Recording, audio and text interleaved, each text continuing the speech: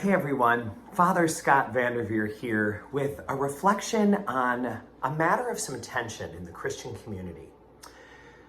There is a line in the book of the Bible from James that says that faith without any good works is as dead as a body with no breath in it. That line has caused a lot of tension over the years because Catholics embrace that idea fully, that faith without good works is dead, that you cannot have strong faith and not have it manifest in any good actions, any deeds that are done toward others.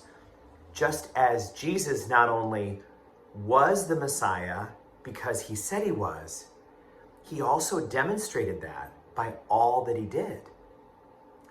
So that has caused tension because it is in a little bit of opposition to another rock-solid Christian concept, which is we are saved by God's love and grace and mercy alone. We are not on our way to heaven because we're good, but because God is good. Our salvation is not a sign of how good we are. It's a sign of how good God is. And so that is a concept that has caused some tension, so much tension that those letters from James are not included in some Christians' Bibles. Many Protestants do not have the letter from James in the Bible because it contained some teaching that Protestants found problematic, so they omitted it. In Catholic Bibles, you'll find those letters from James. So let's talk for a bit about what that concept is saying and how it plays out in some other ways. I think it's really important for us Catholics to stay rooted in that universal Christian concept that grace alone is what does the work. God alone does the saving. God alone is all good.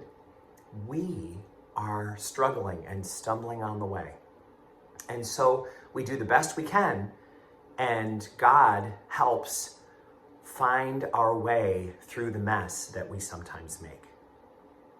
But this concept of faith being dead without works to show it, this idea of there needing to be some demonstration, some manifestation of someone's actually being what they say they are, is what happens when we hurt someone else and we need to apologize. Apologies need to be married to a willingness to make amends. We need to be willing to make amends to others. We can't simply be wanting to say, sorry about that, I know I hurt you, sorry. Can we just put it behind us? It would be sensible to say, I hurt you and I want to make it up to you. What can I do to make it better? If there's been some financial pain involved, to say, I want to pay you back for what I damaged or took, and then some.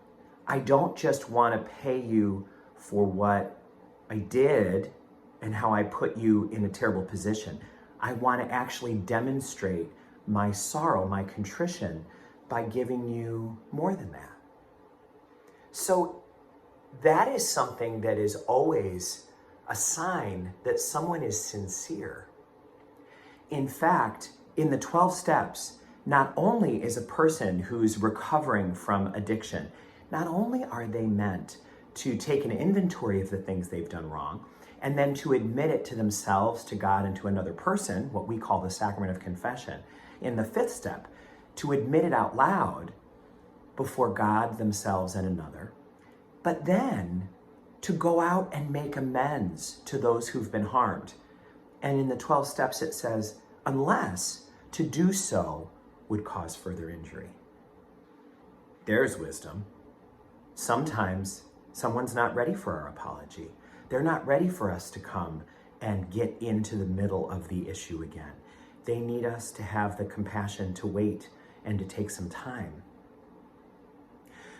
So I think that when we recognize that just as sorrow must be demonstrated in a willingness to make amends, faith must be demonstrated in a life that flows with grace, that isn't just a sponge for God's grace, but is also a hose that gives that grace out to the world. We're not just taking and receiving, we're allowing the inflow to create a mighty outflow. That is true in every human relationship and in our human communities.